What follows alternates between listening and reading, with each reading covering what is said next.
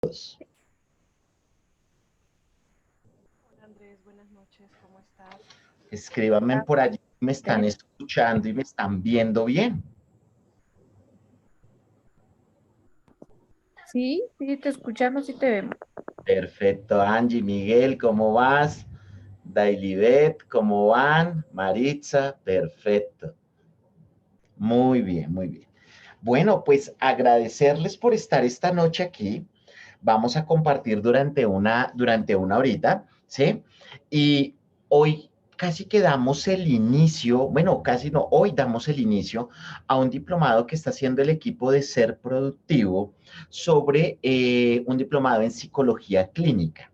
Bien, es un diplomado que a mí me parece, a mí desde mi percepción, me parece que es un diplomado que sin importar casi que el campo en el que tú quieras trabajar, educativo, social, jurídico, creo que es un diplomado que todos deberíamos tenerlo en algún momento porque te va a dar herramientas para poder entender muchas de las técnicas y de las cosas que haces en el campo específico, ¿sí? Yo siempre he creído que cada campo de la psicología es tan importante y tan rico, ¿sí? Y es muy importante cada campo de la psicología, pero creo que la psicología se hizo psicología hace 180 años en la clínica, ¿sí? En la intervención. Y poder conocer esas bases creo que a uno le va a dar, pues lo va a potencializar mucho más. Ese diplomado que vamos a hacer es un diplomado donde voy a estar colaborando, pero también va a estar la profesora Angie, que ustedes ya la conocen, y la profesora Angélica, ¿sí? Con las cuales ustedes pronto ya conocen, ya han trabajado con ellas en otros grupos. Entonces, hoy la idea es empezar el diplomado con esta primera clase, y esta primera clase la denominamos como el top 5 de errores que se cometen frecuentemente en psicoterapia. ¿Sí? El top 5 de esos 5 errores clásicos que generalmente se cometen en psicoterapia y que no deberían cometerse, ¿correcto? Entonces, vamos a ver cada uno de ellos. Bien, entonces vamos arrancando. Ustedes ya se van a ir dando cuenta durante esta hora que a mí me encanta mucho a mí me gusta mucho el feedback con ustedes, participar. Entonces, hoy no quiero que sea una clase donde yo hablo, no, de hecho, hoy ni siquiera es una clase tradicional. Hoy quisiera más un encuentro, poder compartir con ustedes, con sus experiencias, desde lo que yo les voy a decir ustedes cómo lo han visto, ¿sí? ¿Qué pasa desde ahí? Yo hoy no quiero poner una presentación, me gustaría más una charla con ustedes. Entonces, si quieren, pueden configurar su pantalla como les quede mejor. Si les gusta ver varios cuadritos ahí, lo pueden hacer. Si quieren, pueden ampliar mi cuadro para que se vea más grande y puedan tenerme ahí como en primer plano y puedan sentir que estamos hablando ahí face to face. Entonces, pueden verlo desde ahí. Entonces, vamos a arrancar con esto. Nuevamente les repito, el top 5 de esos 5 errores clásicos, que creo yo que se cometen en la clínica. Bien, entonces cuéntenme si están preparados, cuéntenme cómo están. Arrancamos con el top.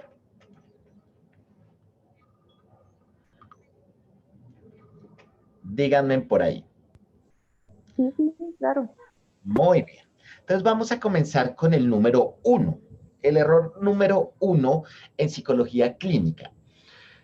Eh, el número 1 lo bauticé y ya les voy a contar una historia. El número 1 se llama no presentar los documentos legales mínimos. No presentar los documentos legales mínimos. Ese es el número 1, el error clásico. No presentar los documentos legales mínimos para poder empezar a hacer un proceso de psicoterapia. Yo creo que ustedes ya lo tienen claro, y es que cuando yo hago un proceso de psicoterapia, no solo es un proceso de ayuda. De hecho, yo no sé si la psicoterapia es un proceso de ayuda.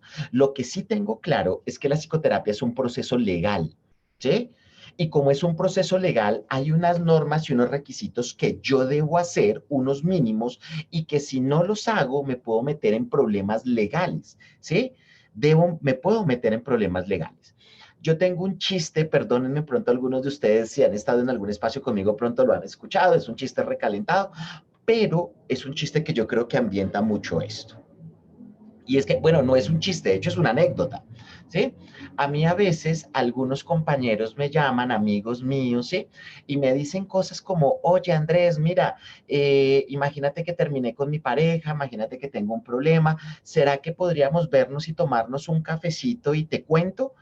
Y yo le digo, claro, mira, veámonos acá en un centro comercial que queda cerca donde yo vivo, nos vemos ahí en el Juan Valdés, nos tomamos un cafecito y te escucho, pero le aclaro, el que va a ir es tu amigo. Le aclaro, el que va a ir y te va a escuchar es tu amigo. Y también le aclaro, cuando yo voy del rol de amigo, casi no escucho. Es más, me gusta más hablar de mi vida. Es más, me gusta que mis amigos me digan cosas. Y es más, cuando a mí me piden consejos, doy consejos bien tontos, la verdad, no soy muy efectivo con, o sea, no se fíen de mí como amigo cuando les doy algún consejo o algo así por ahí. Entonces mi amigo me dice, no, Andrés, por favor, tú que eres psicólogo, ve y me ayudas, no sé qué. Yo digo, ah, ok, bueno. Entonces no nos veamos en el centro comercial, sino que nos vamos a ver en mi consultorio, ¿sí? O en telepsicología si lo vamos a hacer, el costo de mi consulta es tanto y nos vemos ahí. Y entonces ellos se molestan un poco y me dicen cosas como, ay, pero ¿cómo así que me va a cobrar? Claro, es que la gente piensa que hacer psicología es solo hablar. No, hacer psicología es un proceso legal y hay unos mínimos, ¿sí? Y si yo no cumplo con esos mínimos, me puedo meter en problemas. Yo les pregunto, ¿cuáles serán los documentos legales mínimos que yo debería presentar en un proceso, en un escenario de intervención psicológica? ¿Cuáles son esos documentos legales mínimos que yo debería realizar? ¿Cuáles se les ocurren a ustedes? Consentimiento informado. Consentimiento, muy bien, Carlos. ¿Qué otros? La historia clínica. Historia clínica, muy bien. ¿Cuál otros? Tarjeta profesional, retos. Tarjeta, por ahí lo dijeron, el contrato terapéutico que puede estar en el consentimiento, la historia clínica, muy bien. Y les falta uno, ¿sí? Son 4 documentos legales mínimos que yo debo tener. Y ya voy a contarles rápidamente uno por uno. Tarjeta profesional, consentimiento informado, historia clínica y formatos de evolución.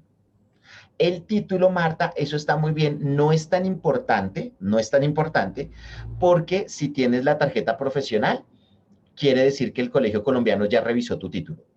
¿Sí? Porque es lo que te pide. Cuando tú vas a sacar la tarjeta profesional, el Colegio Colombiano le dice, por favor, envíeme su acta de grado y su diploma para yo verificar que eso es legal, ¿sí? Y yo le envío la, ¿sí? Bueno, remisión en algunos casos, tiene razón también Sebastián, en algunos si vienen por ahí, pero formatos de evolución. Tú cada sesión debes dejar un reporte de lo que hiciste. Ahora, ese formato de evolución puede ser un párrafo, pueden ser 3 líneas, no tiene que ser el formato que luego uno se imagina, pero toda sesión debe tener un seguimiento, debe quedar ahí por escrito. Yo les voy contando, vamos desde ahí, con este presentar documentos legales. Yo les voy a contar una anécdota. ¿Cuántos estamos acá ahorita? 77 personas. Les quiero contar una anécdota, pero quiero que esta anécdota quede acá. ¿Sí? Si ustedes me lo permiten, les voy a contar una anécdota y que esto quede acá entre nosotros, que de aquí no salga. Hace 6 o 7 años, yo escribí unos capítulos de salud mental para el Colegio Colombiano. Me invitaron en varias universidades importantes del país a dictar esta charla. No esta, una charla que tenía que ya les voy a decir, y hablar sobre la psicología. Y yo dije algo hace como 7 años en las universidades, no voy a decir cuáles y demás, que generó tanto ruido que, bueno, ustedes no se imaginan, o sea, yo nunca en la vida había experimentado la persecución. Literal, fui perseguido, o sea, yo les podría contar esto, ustedes se irían de para atrás. Yo creía que la psicología era un escenario más libre de todas estas cosas que uno ve en televisión.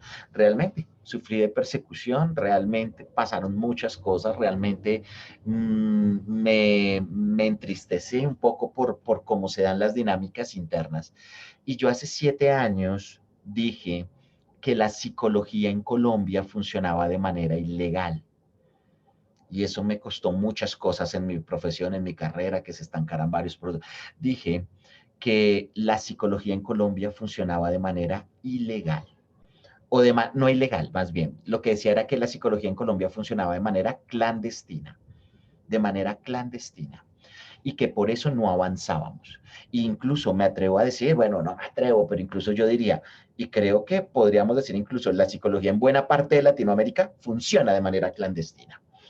Yo no voy a entrar en detalles como en esa época de dar cifras, de contar lo que yo encontré a partir de investigaciones en campo que hice, pero les quiero contar. Resulta que yo digo, la psicología en Colombia funciona de manera clandestina. Hay una ley que se llama la Ley 1090 del 2006. Y esto es una ley, no es una vaina que yo me estoy inventando, no es un proyecto de ley. Hay una ley desde el año 2006 que se llama la Ley 1090 y que habla un poco de todas estas vainas que estamos hablando acá. Y que dice que esto que ustedes nombraron muy acertadamente, tarjeta profesional, consentimiento, historia clínica, formatos de evolución, que esto es lo obligatorio. Esto no es, señor psicólogo, si usted quiere. No, es que toca. Bueno, en la vida no toca nada, pero es lo mínimo que usted va a hacer como profesional. Pregunta, ¿cuántos de ustedes, si quieren colocarlo ahí, yo se los agradecería, cuántos de ustedes alguna vez han ido a psicoterapia? ¿Cuántos de ustedes alguna vez han ido a un proceso de selección en una empresa? ¿Cuántos de ustedes alguna vez han ido a hablar con el psicólogo del colegio donde está su hijo? ¿Cuántos de ustedes alguna vez han tenido interacciones con psicólogos y los psicólogos les han mostrado la tarjeta profesional? Nunca. Carlos dice nunca por allá. ¿Sí? Sí, nunca. Nunca la Unos muestra. sí, unos no. ¿Sí? Nunca. Miren, yo por lo menos digo, yo he ido un par de veces a hablar con el psicólogo del colegio de mi hijo y nunca me muestra la tarjeta profesional. ¿Sí? Yo he ido a procesos de selección y la ley dice es obligatorio presentar la tarjeta. Yo no sé, compañeros, si ustedes alguna vez han tenido contacto con un contador, tú hablas con un contador y él ni siquiera está hablando y ya te está presentando la tarjeta profesional. Es más, tienen como fotocopias de tarjetas profesionales y eso como que las van, ¿sí? Los abogados, casi que ellos van hablando y te van mostrando la tarjeta profesional, así es como se presentan, ¿sí? Porque son profesiones que están educadas. Nosotros no. Por eso, y en mil cosas más que no voy a profundizar hoy, por eso creo que la psicología funciona de manera clandestina. Y por eso mucha gente que no es psicóloga empieza a hacer tonterías dentro del campo de la terapia, porque nosotros como psicólogos no nos hemos reivindicado, ¿sí? Así es, ninguno de nosotros. Exacto. De hecho, Zuli, te cuento una cosa. El Colegio Colombiano, incluso ante esta situación, no sé si ustedes sabían, hasta hace año y medio, casi 2 años, la tarjeta profesional era plástica, y lo que hicieron es que ahora se volvió virtual. La tarjeta profesional ahora es virtual. ¿Para qué? Para que el paciente pueda entrar al Colegio Colombiano de Psicólogos, digite el número de cédula del psicólogo, el número de tarjeta profesional y la pueda ver fácilmente, porque no se mostraba, exacto, lo que dice Daniela, se volvió digital, o para que el psicólogo deje de estar sacando excusas de, ay, se me quedó en la casa, es que no la traje, en la siguiente sesión, no, para que usted la pueda presentar. O sea, tuvimos que hacer todo un proceso, pero exacto lo que dice Marta, pero creo que, y gracias Marta por lo que tú dices, creo que tampoco lo hacemos porque nunca nos han creado esa cultura, ¿sí? Entonces, ese es un error. Consentimiento informado. Mire, ahora, algunos estarán diciendo, pero Andrés, esto es un diplomado de psicología clínica porque usted trae que procesos de selección. Es que la ley 1090 dice, la ley 1090 del 2006 no es para los psicólogos clínicos, la ley 1090 es para todos los psicólogos, que usted no puede hacer ningún proceso de intervención. Intervención no solo es hacer psicoterapia. Reunirse con unos papás bajo el rol de psicólogo, eso es una intervención. Hacer un proceso de selección, eso es una intervención, ¿sí? Eh, pues debieron más bien aprovechar su comentario para hacer control y seguimiento a todos los egresados en psicología. Es formato de evolución, no de... Ah, sí, bueno, deberíamos ahorita preguntar quiénes están graduados, quiénes no. Pero yo creo que, por eso les decía la pregunta, no si ustedes la presentan, es si alguna vez ustedes han tenido contacto con algún psicólogo, si han visto si hay esa cultura, ¿sí? Yo me imagino que pronto muchos de ustedes todavía no están graduados, pero pronto sí han tenido contactos con psicólogos en empresas, en colegios, ¿sí? Pronto ante cómo han visto a esos psicólogos, veámoslos con la mirada crítica, ¿sí? Y por allá lo que decía Marta, yo también me sumo, a mí me costó muchos años sacar mi tarjeta profesional y mostrarla siempre, porque a mí nunca me lo enseñaron, ¿sí? O sea, también creo que no es una cosa individual, sino es un poco el contexto que nunca nos diseñaron eso. Yo no sé cómo es que educan a los abogados o a los contadores pues no sé si todos, pero pues muchos con los que yo he tenido relación, ellos como que la van mostrando, como que está en parte de la presentación inicial que ellos hacen, ¿sí? Eso, yo les estaba contando. Estamos hablando de una ley que abarca toda la psicología. Segundo, consentimiento informado, ¿sí? Todos sabemos acá que es un consentimiento, la importancia del consentimiento. Bueno, en fin, en el diplomado les van a enseñar cómo hacer un consentimiento, eso tiene unos requerimientos. Uno no hace un consentimiento informado, es mejor bajar un formato porque el consentimiento informado debe tener una estructura legal. Eso no es como que yo me siento todo inspirado en mi computador y apreciado paciente, si usted viene a consulta conmigo, yo me compro. No, no, no, eso debe tener unos mínimos legales. Entonces no se recomienda que uno haga un consentimiento, que uno descargue uno, ¿sí? De un sitio especializado y uno lo ajuste a su consulta o a la institución o demás. Pero pregunta, ¿cuántos de ustedes, cuando han ido a un proceso de selección, por allá, cuántos de ustedes que han ido pronto a un proceso de selección, antes de aplicarle pruebas o demás, les han hecho firmar un consentimiento informado? Y les han dicho cuándo les muestran los resultados de las pruebas y les han dado a conocer los resultados. ¿Cuántos de ustedes, a veces cuando han ido a hablar con el psicólogo o que han hablado los psicólogos del colegio con sus hijos, cuántos de ellos antes de hablar con sus hijos primero les hicieron firmar un consentimiento firmado a ustedes? A mí me pasó la otra vez que el psicólogo del colegio de mis hijos me llamó y me dijo, Andrés, que si puedes venir a hablar porque si hablamos con tu hijo sobre unos temas del cabello y entonces y yo, oye, ¿y en qué momento tú hablaste con mi hijo sin mi permiso? Pero es que era un tema del cabello. Sí, pero es que yo como papá debo autorizar.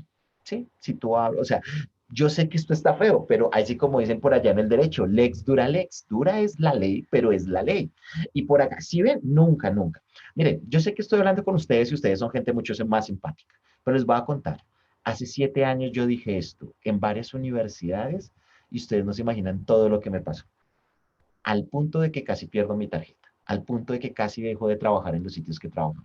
Decir esto abiertamente es un peligro, porque los psicólogos nos damos de muy abiertos, de muy open, somos súper cerrados, somos tercos, preferimos perseguir, o sea, todo lo que vemos afuera se presenta en este mundo que se llama la psicología también, ¿sí? Y ser ético no es tan fácil. ¿Sí? No se imaginan, yo creí que esto era una cosa que se podía hablar abiertamente, que se podían decir cosas, que nos podíamos poner cara a cara y decirnos lo que nos faltaba, pero no. Los psicólogos preferimos seguir viendo hacia afuera, seguir haciendo investigaciones de la comunidad drogadicta, de la comunidad de LGBTI, de la comunidad de trabajadores sexuales, de la comunidad de suicidas. Preferimos seguir hablando de todo eso, porque vernos a nosotros nos cuesta. Hay un dicho que yo siempre manejo, el ojo no se ve a sí mismo. Y creo que eso nos pasa a nosotros, ¿sí? Nos cuesta vernos a nosotros. Nosotros somos muy buenos analizando fenómenos afuera, somos muy buenos, o sea, miren las tesis de grado. Yo por lo menos soy supervisor de algunas tesis de grado en algunas universidades que trabajo, ¿sí? Y todas las tesis giran hacia afuera, pero ¿qué investigaciones hablan de nosotros? De nuestras, muy pocas, no es que no se hagan, pero nos cuesta mirarnos, nos cuesta hacer procesos desde ahí. Bien, historia clínica, ¿sí? Debe ser un documento que debe estar ahí y un formato, bueno, incluso la historia clínica tiene un tiempo que se debe guardar. Ahorita, más o menos lo que se le pide a la persona es que una historia clínica usted la guarde como mínimo 10 años. ¿Sí? Entonces, cuando yo atiendo a un paciente, entonces yo atendí a Carlos Alberto hoy, ¿sí? Y entonces Carlos Alberto vino y le tuve que mostrar mi tarjeta profesional. Luego le hice firmar un consentimiento. Luego en las primeras sesiones le llené una historia clínica. Luego Carlos Alberto no volvió a la consulta, porque así pasa, la gente se va. A mí me toca coger esos documentos y guardarlos 10 años porque resulta que en 9 años y medio Carlos Alberto se quita la vida, pasa alguna, va a poner un caso extremo y qué pena contigo, Carlos Alberto, utilizarte en este ejemplo tan malo, pero imaginemos que Carlos Alberto, no sé, se mete en un problema, pierde la vida por allá. Y alguien por allá dice, uy, pero Carlos Alberto hace 9 años y medio fue a psicología. A mí me podría llamar, pues no, eso no pasa regularmente, pero me podría llamar fiscalía, me podría llamar procuraduría y decirme, oye, tú nos puedes dar un informe de la valoración psicológica que le hiciste a Carlos Alberto hace 9 años y medio, nos puedes dar información de la historia clínica. No, yo voté esa historia clínica. No, yo ni siquiera abrí la historia clínica. Ah, ok, tú dejas de ser psicólogo y te vuelves primer respondiente, porque hay unos tiempos mínimos que tú debes guardar esa información. Lo mismo los formatos de evolución, lo que hiciste sesión a sesión. Yo debería poder decir 10 años después, mire, Carlos Alberto vino a 3 sesiones mías, ¿sí? Una el 3 de agosto del año 2000, otra el 11 de septiembre del año 2000, otra el 20 de diciembre del año 2000. Esas fueron las 3 sesiones. Lo que trabajamos en primera sesión fue tal tema, en segunda sesión, ¿sí? Entonces, si ven, por eso cuando mis amigos me dicen, Andrés, ven tú como psicólogo y nos tomamos un cafecito y hablamos, no, amigo, nos vemos en mi consultorio, voy a cobrar costoso porque es que no es gratis. Mira todo lo que a mí me toca hacer y todavía no he empezado a hacer clínica. Me toca presentarte unos documentos legales, luego me toca ver cómo los guardo, los protejo y le hago, los salvaguardo durante tanto tiempo. Es que no es fácil hacer psicología. La gente piensa que hacer psicología es ir y hablar con otro, ¿sí? No. ¿Cuánto tiempo debe guardarse? 10 años, Paula. ¿Sí? Los puedes guardar a nivel virtual, ¿sí? Pero tú debes guardar esa información, no la puedes botar. Luego, desde un tiempo, luego la puedes desechar y demás, pero tú debes guardar, hay unos mínimos de tiempo, ¿sí? Ahora pensando que hay muchos psicólogos que ni siquiera llenan historias clínicas, menos formatos. Yo les digo, porque he hecho investigación en campo con psicólogos, ¿sí? Sí, Claudia, eso depende, aunque cuando te digo el depende, no es tanto. Realmente los tiempos casi siempre son los mismos, ¿sí? Para documentos de salud mental, ni siquiera para psicología. Documentación en salud, perdón, casi siempre son los mismos, ¿sí?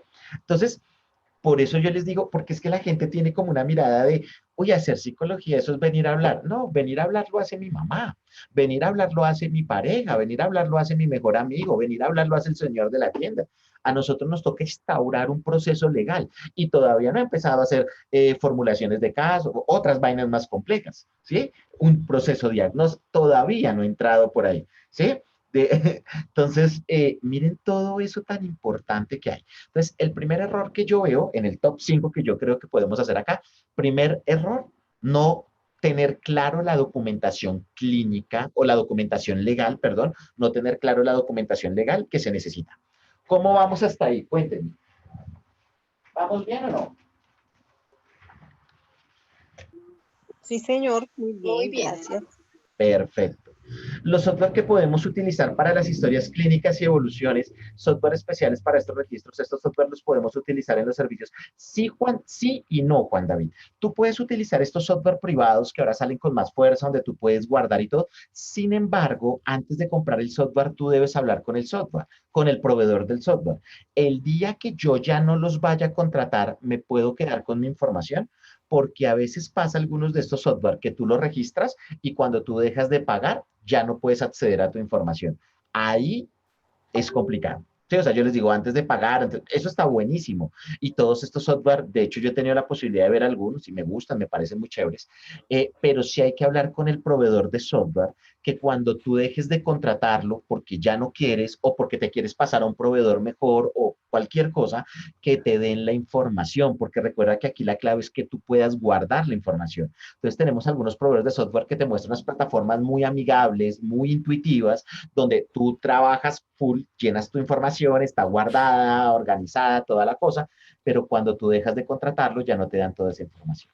Una ¿Sí? preguntita, Andrés, porfa. Dime. Sí, mira, anoche estaba en una reunión precisamente donde hablaban del consentimiento informado y nos decían que había una ley actualizada que era 1098 del 2006, no 1090. Y me dejaron ahí en esa, Sí. No, yo creo que pronto es la 10 en no. esa duda. De hecho, si quieres digital ahí en Google y la ley que nos cobija a nosotros, si quieres digital ahí en Google, se llama la ley 1090. De hecho, mira, te muestro. Tú me estás viendo ahí en cámara, ¿cierto? Sí, señor. Sí, yo la busqué y en varias me salía, pero la persona que estaba hablando, pues, trabajaba en salud mental, en el distrito, ¿no? Bueno, un montón de cosas, entonces me pareció que era más creíble, pero me dejó la duda de todos modos. No, mira, de hecho te iba a mostrar a ver si tengo acá mi tarjeta profesional para que lo veas, de hecho, en la ley. Mira por lo menos acá. No sé si logras ver mi tarjeta. Esta era la viejita, pero no sé si por acá. Nada, no se alcanza a ver bien. Por acá creo que dice ley 1090 del 2006. ¿Sí? Ahí está, que es la ley que nos regula. Ley 1090, mira, si ves por acá, ley 1090. El código deontológico. Sí. Ah, pronto les estaban hablando de otra norma. Ah, muy bien. Sí, sí, sí. Entonces, les estaban hablando pronto de otra. Pasa como hay tantas normas desde por ahí, entonces pronto le estaban hablando de otra. Muy bien, gracias Karen por eso. Muy bien, vamos con eso. Perdón, Andrés. Segundo error que yo creo, bueno, por aquí alguien me pregunta, Andrés, ¿es un error hacerle terapia a un familiar? Paola, pues desde el punto de vista legal no es que esté prohibido, o sea, no es como que, pero desde el punto de vista ético sí. ¿Por qué? Bueno, y yo incluso diría desde el punto de vista psicológico, ¿por qué? Porque entra, bueno, yo se los voy a contar fácilmente. ¿Por qué no, uno no debería hacerle terapia ni a un familiar, ni a un amigo cercano, ni nada? Porque creo que te resta capacidad de terapia.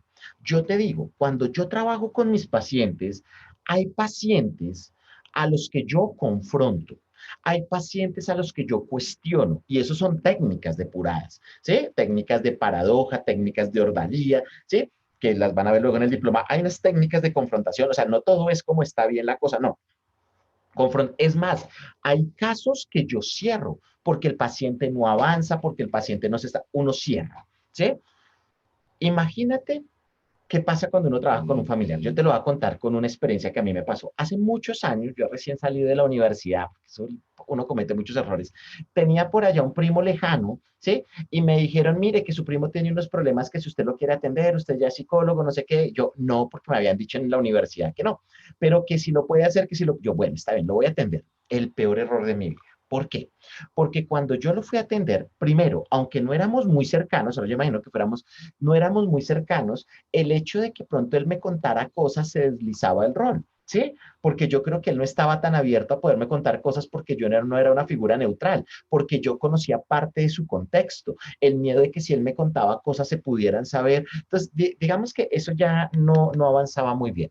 Pero segundo, mi buen nombre quedó en entredicho, porque yo me acuerdo que ese primo particularmente era flojo para terapia, no hacía las tareas que yo le colocaba, no iba a las sesiones, y me encontré yo en una posición vergonzosa que casi nunca me gusta hacerla, y es que yo me encontré trabajando más que mi paciente. Entonces yo a cada rato lo llamaba y le decía, no se le olvide que tiene sesión conmigo, no se le olvide ¿Por qué? Porque como todo el mundo estaba mirando qué tan buen psicólogo era Andrés, y si Andrés había estudiado 5 años, entonces claro, en algún momento me sentí presionado porque ya, claro, mi buen nombre, no, pero es que no es solo que yo sea, no es solo que yo aplique buenas técnicas, es que el otro debe querer cambiar, pero si el otro no quiere, entonces para mí era muy angustiante porque él me hacía cosas y yo lo terminaba llamando. Cuando a mí un paciente no me trabaja, yo le cierro. Mira, definitivamente tú y yo no podemos, y de hecho eso es una técnica terapéutica, ¿sí? Saber cerrar los casos. Mira, definitivamente yo no estoy siendo tu psicólogo, no estamos avanzando, a mí me preocupa el desgaste que estamos teniendo los dos, yo prefiero cerrar o hacer una remisión. Pero yo, ¿cómo le cerraba? Imagínense mi buen nombre, cómo iba a quedar en la familia. Uy, Andrés estudió 5 años y terminó mandando el primo para otro lado o no lo atendió. Entonces yo ahí entendí que por mi buen nombre y por mi estabilidad y por tener un margen más grande de herramientas, era mejor no atender familia. ¿Listo? Muy bien. Me voy con la segunda, el segundo error. Ayúdame a comer. Ven, come. El, Come, hija linda. Belkis, Come. por ahí se te prendió el micrófono. A Belkis. Ya lo voy a silenciar. Listo. Segundo error, no analizar si el caso es un caso de psicología. Resulta, o creo yo, que muchas veces los psicólogos creemos que podemos atender todo y no siempre es así. Sí, lo quise llamar, eso es un error. Segundo caso, analizar si el caso es o no psicológico. Analizar si el caso es o no psicológico. Yo creo que a veces los psicólogos todo lo atendemos y hay cosas que se pueden atender y otras cosas que no. Vamos a hacer un ejemplo cortico. Muchachos, con lo mucho, con lo poco, con lo que usted sepa sobre psicología clínica, sobre técnicas, sobre lo que le hayan enseñado en su proceso de pregrado, no se preocupe con lo que sepan. Aquí nadie es experto, nadie. Todos venimos a construir conocimiento, no se preocupen. Muchachos, imagínense ustedes que yo llego con mi hijo a consulta, mi hijo tiene 8 años, y vengo y yo les digo, y esto es un motivo de consulta frecuente, llego yo y les digo, mire, vengo porque del colegio nos remitieron para que usted por favor nos diga si el niño tiene déficit de atención e hiperactividad. Venimos a que usted nos diga. Pregunta, ¿cuánto le cobraría usted a esa familia por ese proceso? ¿Y en cuántas sesiones usted averiguaría eso? Saber si el niño tiene déficit de atención e hiperactividad. ¿Cuánto cobrarían ustedes? Si alguien está por fuera del país, nos pone los pesos del país donde esté y el qué, o si usted lo sabe en dólares, ¿cuánto cobraría? ¿Y en cuántas sesiones usted lograría eso? Pues primero se evalúa si uno tiene la prueba para hacerle el diagnóstico. ¿Cuántas Sí. sesiones para el diagnóstico? Digamos, ¿Cuántas sesiones? ¿cuántas sesiones para el diagnóstico? Digamos, una batería ENI, por ejemplo, Ujú. 5 sesiones. 5 Y sesiones por ahí. Más o menos se demora esa. sí, pues haciendo la batería, sí. Y ¿Y, mirar cuánto cobra. ¿Y cuánto cobrarían? Yo creería que unos, pues mirando también el extracto socioeconómico, Sí, arriesguense, digan un precio por ahí. entonces, ¿Cuánto cobrarían por 5 sesiones? así solo la batería, por ahí unos 300 por hacer la 300. evaluación. Muy bien. Por allá Ingrid dijo 600. Por Pienso acá, que, pienso que eso Yo lo debe creo hacer que un neuropsicólogo. O sea, yo siendo psicóloga solamente, no lo podría hacer. de hecho, les digo Tú algo. lo dijiste el otro día. Ujú. De hecho, yo diría, esto ni siquiera un neuropsicólogo. ¿Quién debe diagnosticar un déficit de atención? O sea, este es el segundo error, que muchas veces atendemos casos, pero algo que yo debo hacer en primera sesión es evaluar si el caso es de psicología o no. Generalmente no. La única forma de diagnosticar, la única forma de diagnosticar un déficit de atención e hiperactividad es con una prueba neurológica. Dependiendo del neurólogo, pero puede ser una tomografía, ¿sí? No hay pruebas escritas, no hay registros de observación, ¿sí? Yo me acuerdo que una vez me llega un paciente a consulta y me dice, él viene diagnosticado con déficit de atención, me dice la familia. Y le digo yo, ¿quién lo diagnosticó? Me dice un psicólogo, tal. Yo llamé al psicólogo y le dije, oye, ¿por qué tú diagnosticaste al niño con déficit de atención e hiperactividad? Y me dice, ¿por allí alguien tiene los micrófonos prendidos? Para Alcira Tarazona, creo que lo tienes prendido. Para que estén por ahí muy atentos. Yo llegué y le dije,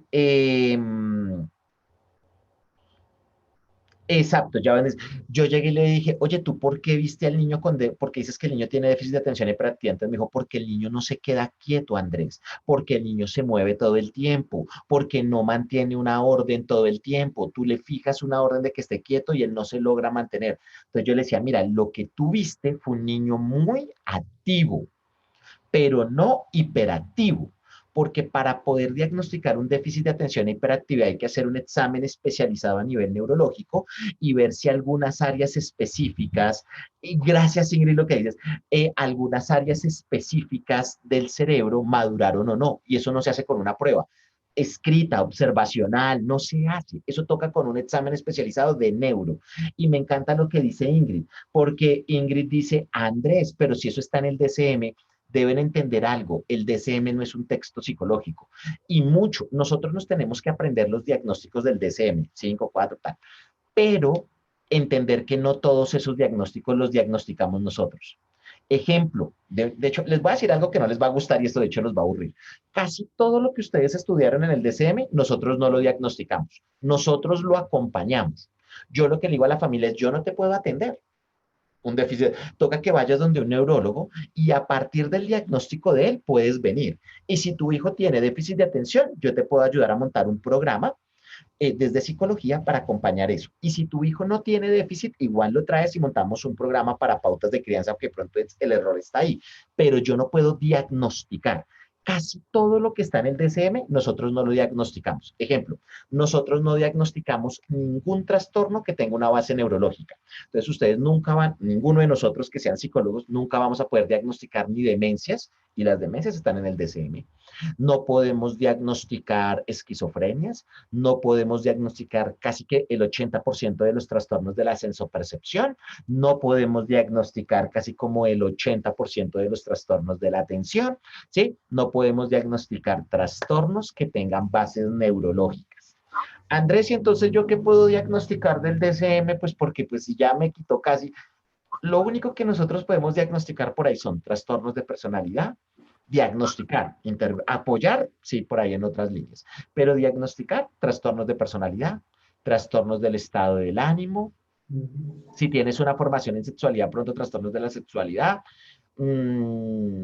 Hay muy poquitas categorías, realmente si uno lo piensa no son tantas. Y todo está allá. Trastornos de la ansiedad los podemos diagnosticar, esos andan por ahí. Aunque a nosotros nos explicaron muchas cosas en la universidad, no lo podemos diagnosticar. Otra pregunta. Imagínense ustedes que ahora yo voy con mi hijo, ¿recuerdan que llevé a mi hijo con déficit de atención? Ahora voy con la mamá de mi hijo, voy con la mamá de mi hijo y con mi hijo, voy con la mamá de mi hijo y con mi hijo a consulta. Y les digo a ustedes que son psicólogos. Señores psicólogos, imagínense que nos vamos a separar con la mamá y queremos que ustedes nos digan con quién quedaría mejor nuestro hijo, si con ella o conmigo. ¿Cuántas sesiones ustedes se demorarían en averiguar eso? ¿Y cuánto cobrarían? Muy buenas tardes. Hola, Pues Mari. primero que todo, o sea, ahí es para los dos, para la familia. Entonces sería terapia de pareja. Y Ok. pues yo como psicólogo no lo haría. ¿Por qué? Sino, pues, si tuviera una especialización en familia y en terapia de familia, lo haría. Pero si soy solo psicólogo, no lo haría. Ok. ¿Quiénes me dicen por allá? Ojo, yo soy su paciente, voy con la mamá de mi hijo que me va a separar, con mi hijo y les digo, quiero que ustedes me digan con quién quedaría mejor mi hijo, si con él o conmigo, con ella o conmigo. Eso le toca a comisaría. Muy bien. Caso legal. Esto no se puede hacer. Mire, esto que les estoy contando son los casos más comunes que nos llegan. Ese no es un caso de psicología, por más formación, no es un caso de psicología. Usted puede decir lo que quiera. Mire, y esto es un caso real. Psicóloga que le cobra 10 sesiones a una familia y al final del proceso, y no es una mala psicóloga, lo que pasa es que no tiene claras las cosas, y al final del proceso dice, el niño debería quedar con la mamá, ejemplo. Los papás luego van a comisaría de familia, van a un proceso legal y en comisaría de familia, el abogado de comisaría dice el niño debe quedar con el papá. ¿A quién toca hacerle caso? ¿A la abogada de comisaría o al psicólogo? A la abogada porque ella es la que tiene, ella tiene, digamos que esa función legal de instaurar eso. Entonces, ¿qué pasa? Luego la familia se va donde la psicóloga, le sacan los ojos, o sea, cuando digo le sacan los ojos es en tema metafórico, le dicen, oiga, usted nos cobró 10 sesiones, vinimos acá y resulta que lo que usted dijo, entonces yo qué debo decirle a la familia, familia, yo no puedo decir con quién se queda el niño. Eso no es psicológico, eso lo tiene que hacer la comisaría de familia, yo les muestro la ruta. Entonces, ¿qué podemos hacer con usted? Yo les puedo ayudar a manejar el duelo de la separación, a poder trabajar el tema de la readaptación familiar, podemos trabajar el tema de que ustedes dejan de ser pareja pero siguen siendo papás, ¿sí? Yo si quiere puedo hacer un informe de con quién vería mejor al niño, pero no puedo decidir. Entonces, este es el segundo error que yo veo, que muchas veces los psicólogos nos creemos neurólogos, nos creemos abogados y nosotros no analizamos si el motivo de consulta es psicológico o no. Y todo lo atendemos. Y realmente les digo yo que hago psicoterapia, muchos de los procesos que yo atiendo en primera sesión les aclaro. Mira, esto no es de psicología.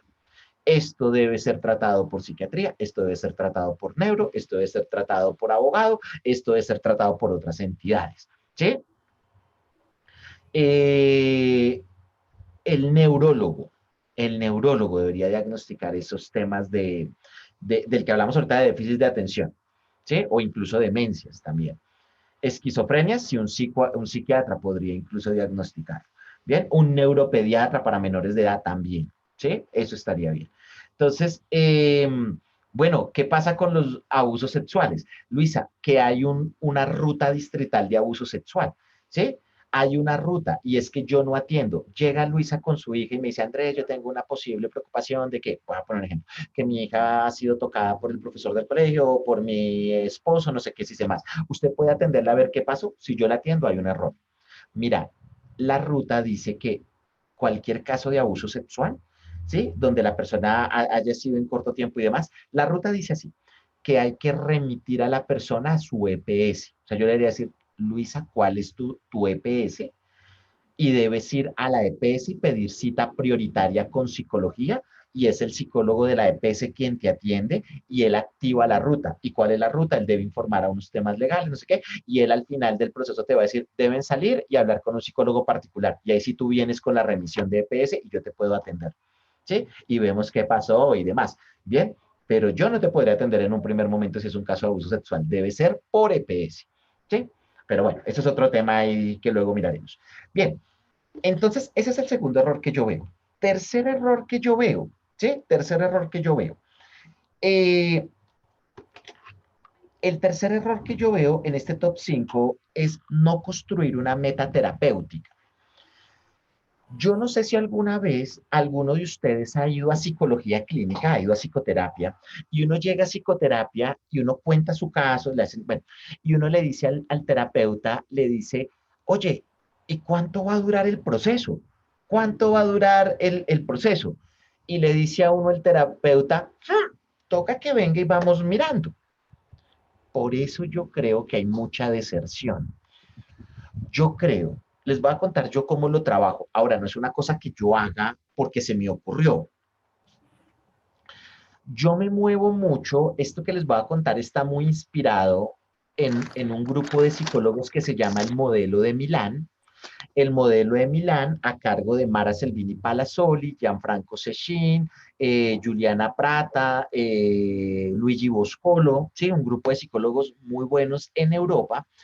Ellos dijeron que ellos decidieron ponerle fecha al cambio. Y es que todos los procesos terapéuticos se les debería poner fecha. Ellos manejaban unos tiempos. Les voy a contar la historia rápidamente. Ellos trabajaban con casos graves de esquizofrenias, casos graves de, sobre todo, ellos trabajaban con trastornos de la alimentación y ellos le ponían al proceso 10 sesiones. O sea, esto no es como que usted viene eternamente, sino 10 sesiones y a las 10 sesiones se evaluaban. Yo les voy a contar yo cómo lo hago, si me lo permiten. Y yo trabajo, les quiero decir, yo trabajo bajo metas. Les voy a contar yo cómo hago esto. Yo me he dado cuenta que de las cosas más importantes que uno tiene en la vida es su buen nombre. Y yo he tratado de hacerme como ustedes. O sea, yo creo que si están acá, se quieren formar, están un sábado a las 7:15 de la noche, eso me parece una locura. O sea, yo creo que si ustedes están acá a la larga es porque quieren, porque se están haciendo un buen nombre en la profesión y porque quieren ser responsables, quieren ser efectivos y luego que eso también genere un dinero, ¿sí? O sea, que lo reconozcan y vuelvan. Yo desde hace mucho tiempo trabajo bajo metas de terapia. ¿Cómo son las metas de terapia? Cuando las personas van a consulta conmigo, yo lo que hago es diseñar una meta de terapia a 4 o 5 sesiones. Esto no es, y vamos, y cuando terminamos el proceso, toca que venga. No, no, no. Yo pongo una meta de terapia a 4, de hecho pongo metas de terapia muy cortas, a 4 o 5 sesiones. Ahora, no es una meta ambiciosa, no es una meta grande, no, nada de eso. ¿Sí? O sea, la persona viene con depresión y la meta es que no tengas depresión en 4 sesiones. Eso nunca va a pasar. ¿Sí? Pongo una meta corta, comprender por qué tienes depresión, comprender cuáles son los factores de riesgo que te llevan a la depresión, establecer cuáles son los síntomas que lo generan. Bueno, ponemos metas muy cortas, ¿sí? Pero yo siempre pongo una meta de terapia 4 o 5 sesiones. Y en la cuarta o quinta sesión, dependiendo del tiempo que nos hayamos dado, no sé, nos pusimos una meta 5 sesiones. En la quinta sesión, yo paro el proceso y evaluamos, ¿sí? Y le digo al paciente, oye, ¿cumplimos la meta? Y si no cumplimos la meta, ahora, poner metas es un arte. ¿sí? Lo que pasa es que el tiempo no nos lo permite, pero una meta por lo menos debe ser, sin importar el enfoque, una meta debe ser observable por el paciente, la meta no debe depender de otros, ¿sí? Entonces, a veces la meta es que quiero tener una buena relación con mi pareja. No, para yo poder tener una buena relación con mi pareja, también se necesita que mi pareja quiera tener una buena relación conmigo. Entonces, como no depende de mí, ahí se genera la frustración y no se puede cumplir la meta. Pero si mi meta es, si mi pareja me insulta, yo hacer técnicas de tiempo fuera para no engancharme con él, o sea, las metas deben depender es de la persona, no de otros. Eso es todo un arte. Deben ser observables por el paciente, deben ser realistas, se deben poder realizar en el tiempo. Hay una cantidad de características de la meta. Yo les pongo a mis pacientes metas. Si en la quinta sesión no cumplimos la meta, y esto yo se los digo desde la primera sesión, yo les digo, mira, vamos a poner esta meta a la quinta sesión. Si en la quinta sesión no cumplimos la meta, yo cierro el proceso. Porque quiere decir, o que yo no soy un buen psicólogo y no te estoy apoyando, o que tú no estás siendo un buen paciente y no estás cumpliendo las prescripciones. Pero acá consulta, al menos conmigo no se viene a hablar tanto. Conmigo se viene a trabajar. ¿Sí? Yo trabajo bajo metas. Si cumplimos la meta, yo paro la sesión 8 días, o sea, hago un tema simbólico, se para 8, 15 días la sesión, y si el paciente quiere, nos volvemos a ver y ponemos otra meta a otras 5 sesiones. Y yo cada 5 sesiones voy cerrando el proceso y vamos viendo si las metas se cumplen. ¿Qué pasa cuando tú trabajas bajo metas? Primero, que rara vez los pacientes desertan porque él está trabajando bajo el proceso. Y mire, ustedes no se imaginan lo que es para un paciente cerrar un proceso terapéutico. Cumple una meta. Todavía me falta quitarme la depresión, todavía me falta quitarme la infidelidad, todavía, pero cumple una meta, ya tengo claro. O sea, esto en la psiqui del paciente es importante. El paciente generalmente cuando cumple metas se motiva a ir más y más, pero cuando tú vas a 10, 15, o sea, tú vas a un pocotón de sesiones y uno nunca le dice nada, uno cada vez vas a hablar y hablar, ¿sí? No, yo trabajo bajo metas de terapia, ¿sí? Y en metas de terapia, yo cada tanto tiempo las voy evaluando. Yo trabajo bajo un número que se llama 4 o 5 sesiones cada meta de terapia y pongo metas chiquiticas, ¿sí? No es una meta grande. Metas chiquiticas y cada 4 o 5 sesiones voy evaluando eso. A mí me parece que ese es un error que a veces cometemos los psicólogos, que no trabajamos bajo metas de terapia. Entonces, ahora, no importa el enfoque, ¿sí? Es que, no sé, si yo soy psicoanalista puedo poner metas desde la comprensión, si soy humanista puedo poner metas desde el enfoque, si soy conductista puedo poner metas bajo el cambio, no importa, ¿sí? Pero es trabajar bajo metas para que el paciente vaya viendo un avance en su proceso. Ese sería como el tercer error que yo coloco, ¿bien? Cuarto error, cuéntenme, 7:20, nos quedan 10 minutos, se fue esto. Cuéntenme cómo vamos hasta ahí. Súper. ¿Vamos bien? Súper bien. Bastante información, Ok. pero bueno, se toma lo que se alcanza Ok, a ok, sí, eso estamos así, pero dirían en mi casa, meta sería lo mismo que, sí, Juan David puede tomarse así. Ahora, es un arte, o sea, porque de hecho esto hay teorías, ¿sí? Y muchas teorías desde diferentes enfoques.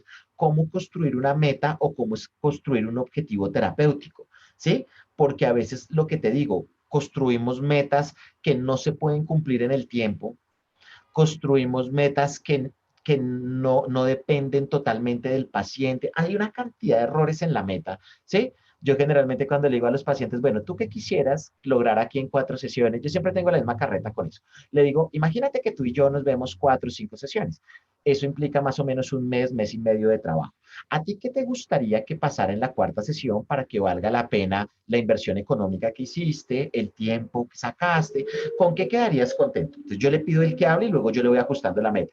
Y hay pacientes que me dicen, no, estar feliz. Uno, ¿cuándo es feliz? Eso primero no se logra en esta vida. O sea, le puedo echar 30 años de terapia. No, o sea, mira, esa meta no es observable, no es tan medible. Sí, yo no soy conductor cognitivo, pero yo la ajusto. Tiene que ser una meta que él pueda evaluar, ¿sí? Quiero tener una buena relación con mi pareja. Ah, eso depende también de tu pareja y ella no viene. Entonces, ven, ¿cómo lo ajustamos desde acá? Entonces, voy ajustando y ajustando la meta. Algo que yo hago en primera sesión es construir una meta de terapia, ¿sí? Mire, yo tengo unos mínimos para primera sesión. Usted en primera sesión debe hacer el tema legal, debe hacer psicoeducación. Hay una psicoeducación clásica que hay que hacer en primera sesión y construir meta de terapia. Casi todas mis primeras sesiones son iguales, eso parece un guión de película, ¿sí? No cambia casi que sin importar el caso, ¿sí? Porque hay que hacer unos mínimos, un proceso legal que con todos toca hacer, un tema de psicoeducación básica para generar adherencia a la terapia, y un tema de instaurar una meta de terapia, explorar el motivo de consulta, eso implica y instaurar una meta de terapia. Eso es básico en primera sesión, ¿sí? Para que tú te organices. O si no, nos pasa lo que nos termina pasando a los psicólogos, y es que hablamos de todo. O sea, no sé si a ustedes alguna les ha pasado, que uno empieza a hablar con el paciente de todo, de todo, de todo, de todo, y uno al final queda como tan contaminado de tantas cosas que uno ya no sabe ni qué hacer con el paciente. Entonces nosotros utilizamos una técnica, de hecho la meta de terapia o el objetivo es una técnica terapéutica que se llama focalización. Y es, señor psicólogo, no hable de toda la vida del paciente porque se aturde usted con tanta información, sino que tome un tramo de la relación. Vamos a trabajar la relación mamá-hija en términos de conflicto y sobre eso va a girar la meta. Vamos a trabajar la relación de cónyuges en términos de infidelidad. Eso va a ser la meta. O sea, cuando tú instauras una meta, te focalizas para no hablar en todas las sesiones de todo, sino solo hablamos de eso. ¿Sí? Y el paciente sale con otra cosa y le decimos, bueno, eso está importante, ven, lo revisamos, pero tratemos de seguir sobre la línea que llevamos. Recuerda que tenemos una meta, ¿sí? Y sobre esto debe girar. Y entonces no nos saturamos de información, sino trabajamos bajo tramos de relación, ¿sí? Que son las técnicas de focalización. Muy bien. Exacto, lo que hice por aquí, Yasmin. Muy bien. Cuarto error que yo veo en la clínica, que los psicólogos no diagnosticamos. Yo sé que esto parece tonto porque uno sí lo hace, pero yo siento que los psicólogos no diagnosticamos. Yo siento que a los psicólogos nos han entrenado más en la intervención que en el diagnóstico. Nosotros somos muy de actuar, de hacer. A mí me parece eso. Muchos de amigos míos, estudiantes que alguna vez fueron estudiantes míos, me llaman frecuentemente y me dicen, Andrés, hoy acabé de atender un paciente que tiene, no sé, viene por temas de infidelidad. Andrés, ¿qué técnica, qué protocolo tú conoces para la infidelidad? Si ve, él ya quiere intervenir, nosotros queremos intervenir desde la primera sesión. Y yo llego y le digo, ok, antes de decirte qué protocolo, cuéntame qué te arrojó el examen mental. Cuéntame qué técnicas de diagnóstico utilizaste y qué te arroja. No, Andrés, todavía no he hecho eso. No, pues es que si usted no ha diagnosticado, ¿qué va a intervenir? A lo mejor el tema ni siquiera es infidelidad. Ese es el motivo de consulta. Eso es lo que tú observaste en primera sesión. Siento que los psicólogos somos más dados a intervenir que a diagnosticar. Yo por lo menos les digo, yo hago muchos de estos cursos y los psicólogos siempre me dicen, Andrés, ¿y cuándo nos va a enseñar los protocolos de intervención? Yo les digo, ya vienen. Pero a mí me parece más que intervenir, averigüen protocolos de diagnóstico. Si usted diagnostica bien a su paciente, mire, la intervención sale así. La técnica, es más, ni siquiera tiene que ir a buscar a veces el protocolo, usted va mirando qué hacer. Pero nosotros somos muy abocados a intervenir. Muchos de los protocolos que nos enseñan en las universidades son para intervenir. ¿Cómo intervenir un caso de ansiedad? ¿Cómo intervenir un caso de depresión? ¿Cómo intervenir parejas? Oiga, ¿y los diagnósticos? ¿Yo qué protocolo recomiendo para diagnósticos? Yo utilizo en mi consulta 5. No es que siempre utilice los 5. A veces utilizo los 5, a veces 4, a veces dependiendo, ¿sí? ¿Cuáles son los 5 protocolos que yo utilizo para diagnosticar? 1, examen mental, ¿sí? Y sobre todo el examen mental de 5 pasos. Diagnóstico multiaxial, el diagnóstico multiaxial del DSM, el de 5 ejes. Tercero, genograma, es una técnica de diagnóstico. 4, teoría ecológica de Uri Brofenbrenner. 5, axiomas de la comunicación de Paul Václav. Son mis 5 protocolos que yo utilizo para diagnosticar. ¿Sí? Examen mental, diagnóstico multiaxial, genograma, teoría ecológica de Uri Brofenbrenner que mira contextos de manera perfecta y axiomas de la comunicación de Paul Václav. Son los 5 protocolos que yo utilizo para diagnosticar. ¿Sí? Cuando yo hago esto, ya tengo una mirada grande. ¿Sí? Recuerden ustedes algo que ustedes ya saben. Casi nunca se interviene el motivo de consulta. El motivo de consulta es el síntoma visible, pero detrás de eso hay un fenómeno que lo está generando, que lo está detonando. Y eso solo se averigua con técnicas de diagnóstico. ¿Sí? Lo que pasa es que nosotros somos muy dados a callar los síntomas. Viene con depresión y usted le quiere quitar la depresión. Antes de quitarla, es el permiso de conocer qué hay detrás de la depresión. Haga buenos diagnósticos, señor psicólogo. ¿Sí? ¿Cuáles son? Yo utilizo 5, hay más, pero los que yo utilizo en mi práctica clínica es examen mental. Y el examen mental utilizo el protocolo de los 5 pasos, que es porte y actitud, principio de realidad, procesos básicos, procesos superiores y procesos psicofisiológicos. Ese es. Segundo, diagnóstico multiaxial del DSM. Mira, Juan David nos mandó por allí otro, la entrevista psicológica y el check, y gracias. Sí, por eso les digo, hay muchos. Y gracias, Juan David, por sacarlo, porque a veces uno cree que solo hay 2. No, ese. ¿Sí? Tercero, genograma. Uy, para mí el genograma, sin importar el enfoque. ¿Sí? Cuando son temas de familia, te ayuda a entender, el genograma me parece que es súper potente. 4, teoría ecológica de Uri Brofenbrenner. Uy, teoría ecológica de Uri Brofenbrenner te hace un diagnóstico de personalidad del paciente, pero así, o sea, como cirujano, tal. Y 4, axiomas de la comunicación de Paul Vaslavi. ¿Sí? Son los que yo utilizo, me parecen así, muy potentes para tener una mirada grande del Qué paciente. hermoso, guapo, ¿cómo te luce? Marta, examen mental, sí. Realmente Hermoso. tú haces examen mental todas las sesiones, ¿sí? Por lo menos, principio de realidad lo tienes que hacer todas las sesiones. Sí, realmente examen mental es un examen que uno lo tiene que hacer en todas las sesiones. Sí, realmente ese sí debería hacerse siempre, ¿sí? Ese, ya luego cuando lo vean ahí con calma. Entonces, ese sería el cuarto error que yo veo, que los psicólogos casi casi no diagnosticamos, sino que estamos muy dados a intervenir. Y quinto y último error que yo veo en la psicología clínica, y es que creo que nos han enseñado mal el concepto del rapport. Creo que a nosotros nos enseñaron el rapport desde, desde Carl Rogers. Y es que si yo les preguntara a ustedes, claro, Sandra. Mira, es que de hecho yo te cuento una cosa, Sandra. El genograma ni siquiera es sistémico. El genograma es más grande que la psicología. El genograma no se lo inventaron los psicólogos sistémicos, y yo soy sistémico. El genograma, de hecho, se lo inventaron los sociólogos y los antropólogos. El genograma es una técnica que utilizan mucho los psiquiatras, los médicos, las enfermeras, y no es una técnica exclusiva de los sistémicos, que la usan con más frecuencia los sistémicos. Pero yo conozco muchos amigos conductual cognitivo que son unos tesos haciendo genogramas, ¿sí? Porque es que es una técnica de diagnóstico, ¿sí? Es una técnica de diagnóstico realmente, ¿sí? Entonces, eso es una técnica que de hecho ni siquiera es psicológica, es una técnica que la utilizan las ciencias de la salud y las ciencias sociales. No nació en la psicología, el genograma no nació en la psicología, ¿sí? Ahora,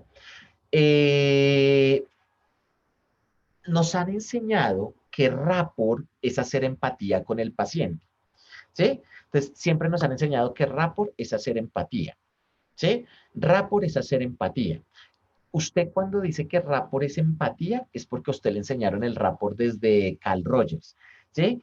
Y entonces usted por eso hace cosas como que llega el paciente y usted le dice cosas como, hola, ¿llegaste fácil a consulta? Uy, te mojaste porque estaba lloviendo. Oye, ¿qué tal llegaste? Había un tráfico. Todo eso que usted dice es procesos de empatía, ¿sí? Entonces, uno realmente lo que está haciendo es un proceso empático con el paciente. Y nos han enseñado que rapport es hacer empatía, es generar confianza, es generar un escenario placentero con el paciente. A mí me gusta pensarme, o sea, creo que este es un error, ¿sí? Creo que es un error reducir rapport solo a esa definición. A mí me gusta la definición de rapport de Fear Perls, creador de la Gestalt. Fear Perls decía, rapport no es empatía. Rapport es colocarle un tono emocional a la consulta. Todas las sesiones deben tener un tono emocional, pero no siempre el tono emocional es de empatía o de agrado. Muchas personas cambian desde la rabia. Muchas personas cambian desde el miedo. Señor psicólogo, quítese esa camiseta del bonachón, porque es lo que siempre nos han enseñado a los psicólogos, como que toca ser bonachones, como que toca caerle bien a todo el mundo. No sé si ustedes han escuchado la máxima de Fear Perls, creador de la Gestalt. Fear Perls decía, yo no vengo a ser amigos en terapia, yo vengo es a generar cambios. Y generar cambios a veces implica que los pacientes me odien, pero eso es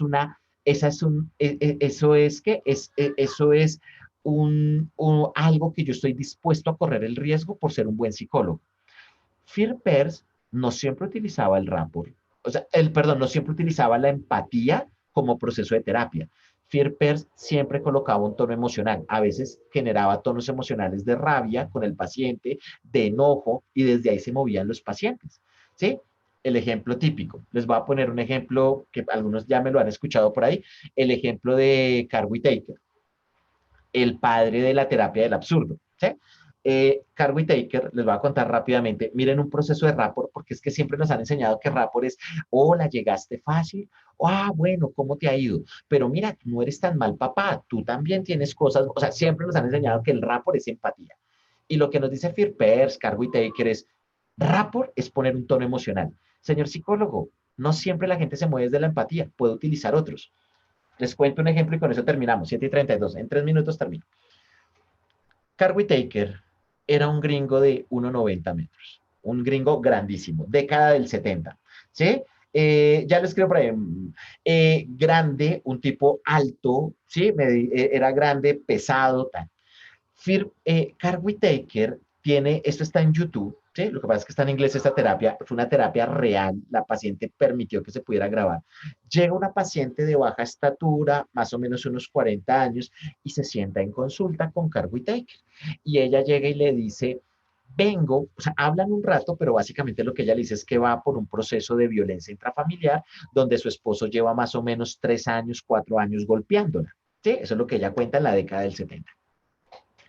Y Carl Whittaker lo que hace es primero un uso de la metáfora. Le dice, señora, después de escucharla, yo me he dado cuenta que usted no es, le dice, señora, yo me he dado cuenta que usted es una mujer valiente. Aguantar 4 años de maltrato intrafamiliar, pues para que su familia no se separe, para que sus hijos crezcan con un papá. Señora, usted es una mujer valiente, ¿sí? Señora, usted no es solo una mujer valiente, usted es una guerrera de la vida. ¿Qué guerrera? Usted es una amazonas. Usted es una amazonas. O sea, primero utiliza el recurso de la metáfora. Es chistosísimo ver esto. Y cuando termina de darle toda esta devolución en metáfora, le dice, señora, yo quiero que pongamos una meta de terapia. Le dice, señora, yo me he dado cuenta de 2 cosas de usted. Primero, que para usted es importante su familia y que para usted es muy importante que sus hijos crezcan con un papá. ¿Sí? Me he dado cuenta que eso es importante para usted. Su familia y que sus hijos crezcan con un papá. Entonces yo le propongo lo siguiente. Yo le propongo que hagamos una terapia, para que usted aguante 4 años más de violencia intrafamiliar. Yo no le recomendaría esto a nadie, pero sí lo hago con usted porque usted es una mujer valiente, una amazona, una guerrera, como ya le dije. Yo le propondría que hagamos una terapia para que usted se deje, o sea, digamos, para que logre aguantar 3, 4 años más, mientras sus hijos salen de la preparatoria y ya entran como a la universidad y usted ya no están tan chiquitos y usted ya, digamos que no va a estar tan preocupada de que sus hijos no crezcan con una figura paterna y demás. Entonces yo le propongo que hagamos terapia así. La meta de terapia es que usted pueda aguantar unos 3 o 4 años más esta situación. Imagínense, sobre todo mujeres, que ustedes vayan a terapia por violencia intrafamiliar y lo que les recomienda el psicólogo es que usted se deje violentar 4 años más. Pues esta señora llega y se coloca de pie y le grita, ver el video es muy chistoso porque ella le grita y le dice, ¿usted qué le pasa? O sea, yo vengo a consulta contándole mi situación y usted quiere que yo me deje violentar 4 años más. O sea, yo vengo a contarle, o sea, le dice, ¿qué le pasa? Y Firpers se coloca de pie, perdón, Carl Whittaker se coloca de pie, la señora le da como en la cintura, Carl Whittaker es grandísimo, Carl Whittaker se abre de brazos y le dice, señora, le quiero contar que yo mido 1,90, yo peso más o menos 120 kilos. Y le dice, señora, si usted se me colocó de pie a mí, se le puede colocar de pie a cualquiera. Entonces, no venga con un discurso de culpa, porque usted tiene las herramientas. Firpers nunca hizo empatía con la paciente, nunca le generó un proceso placentero, pero creó un rapport. Desde la rabia, desde el mal genio, hizo una terapia. Entonces, a mí me gusta porque nos han enseñado que rapport es empatía y realmente rapport no es empatía. Rapport es instaurar un tono emocional en consulta. Toda sesión debe tener un tono emocional y no siempre tiene que ser empatía. Muchas de mis sesiones giran en torno a la confrontación. Hay que saber manejar esos tonos emocionales. Giran en torno a la molestia, giran en torno a generar ruido. No todo gira en torno a la empatía, ¿sí? Porque nos han vendido la imagen de que el psicólogo es el bonachón. No, ¿sí? A veces, ¿sí? Toca quitarse esa camiseta del psicólogo bonachón y lo que decía Firpers, yo no vengo a ser amigos en terapia, yo vengo a generar cambios y eso a veces implica que no me quieran tanto como yo quisiera, pero es el riesgo, porque yo no busco hacer amigos. Bien, ¿cuáles son mis 5 errores que yo veo en consulta? Primero, que no se utilizan los documentos legales. 2, que no se analiza cuando un caso es de psicología o no. 3, que no se construyen metas de terapia. 4, que casi no diagnosticamos, sino que queremos intervenir. Y 5, que creemos que eh, el rapport es solo empatía. Y rapport es colocarle un tono emocional, ¿sí? Con una intención clara en consulta. Eso para mí son los 5 errores clásicos de la terapia. Cuéntenme cómo les pareció este abrebocas. Hoy realmente pues fuimos así por encimita, pero la idea es pues ampliar todo esto en el diplomado. Cuéntenme cómo se sintieron, si lo entendieron, cómo les pareció esta primera clase. Ok, muy bien, chévere. Bueno, pues como les contábamos, esto realmente, Andrea, ya les van a contar ahí por el interno, me imagino, los deben estar inscritos, ya les va a contar el equipo de Ser Productivo, porque ya creo que no venimos con segunda parte, sino que ya venimos es con el tema del diplomado. Les cuento por encima, el diplomado está diseñado en varios módulos donde van a conocer, primero, hay un módulo que trata sobre psicopatología, donde vamos a hacer una actualización importante sobre psicopatología. Segundo, vamos a hacer hay un módulo que habla sobre psicología clínica, donde hablamos de los documentos, cómo se construyen, qué se debe hacer en primeras sesiones, entonces gira sobre las bases de la psicoterapia. Hay otro módulo sobre el modelo psicoanalítico psicodinámico. Hay otro módulo sobre el modelo humanista. Hay otro módulo sobre el modelo conductual cognitivo y hay otro módulo sobre el modelo sistémico. Y hay un último módulo sobre pruebas que se aplican generalmente en procesos de terapia. Bien, este diplomado, Margot, va a estar con la profe Angie, que ustedes creo que la conocen, y la profesora Angélica, y conmigo. Vamos a estar los 3 ahí trabajando. Cada uno se va a encargar de unos módulos, ¿sí? Entonces, en total, si mal no estoy, son 8 módulos, ¿sí? Donde está psicopatología, bases de la psicología clínica sin importar el enfoque, unos mínimos que yo les contaba, el modelo psicoanalítico psicodinámico, el modelo humanista existencial experiencial, el modelo conductual cognitivo, el modelo sistémico y el módulo de pruebas, ¿sí? Ahí hay como 7, pero me está escapando uno más por ahí, pero eso es. Ahí ya les están contando cuál es el grupo de WhatsApp para que se inscriban. De verdad lo que les digo, la propuesta que nosotros tenemos es que lo que usted no aprendió en la universidad, lo aprenda en este módulo. ¿Sí? Es un diplomado y lo que siempre hablamos cuando hablamos con el profesor Félix, es un diplomado que nos demoramos más o menos 2 años pensándolo en cómo diseñarlo. 2 años pensándolo a partir de las experiencias que los profesores tenemos en maestrías, en los doctorados que estamos haciendo, duramos 2 años pensándolo. Y cuando nos lo pensamos, sacamos la primera versión, le hicimos unos ajustes y viene la segunda versión que es esta, la segunda corte que serían ustedes. Bueno, pues nada, no me queda nada más que decirles, sino ojalá hayan disfrutado de este espacio y bueno, nos podamos ver en este diplomado. Doctor Andrés, me gustaría Muchas gracias, doctor. A ustedes. Saber si de pronto el lunes habría posibilidad de matricularse al diplomado o era solamente hasta el 31. Ah, espera, aquí está el equipo de Ser Productivo. Yo creo que ya nos van a responder. Gracias por esa pregunta, Yasmín. Yo creo que ya nos van a estar ahí respondiendo qué fechas tenemos. Y si no tenemos la respuesta ahorita, Yasmín, porque no me atrevería a decirte eso, si quieres escríbele al WhatsApp para que ellos te digan las fechas, Yasmín, porque no quisiera decirte, yo te digo, creo que sí, pero no me atrevo a darte una respuesta definitiva. Discúlpame, ¿qué horario se va a manejar el diplomado? No, mire, lo que pasa es que nosotros estábamos manejando, pero no me atrevo a decir, nosotros estábamos manejando los horarios de los sábados en la tarde. ¿Sí? Esos eran los tiempos que estábamos manejando. Sábados en la tarde, que eran como los tiempos que la gente nos decía, nos queda mejor. ¿Sí? Entonces nos reuníamos los sábados en la tarde, unas 4 horitas más o menos, y trabajábamos. ¿Sí? Los módulos los diseñábamos así y duraba un tiempo largo. Ese fue el tiempo, sábados en la tarde. Pero yo creo que les van a contar los horarios. Creería que no van a cambiar mucho porque creo que sí fue un horario que se ajusta más a ustedes, pero es sábados en la tarde. Pero escriban al grupo de WhatsApp para que les den esa información logística. ¿Sí? Porque no la manejo ahí.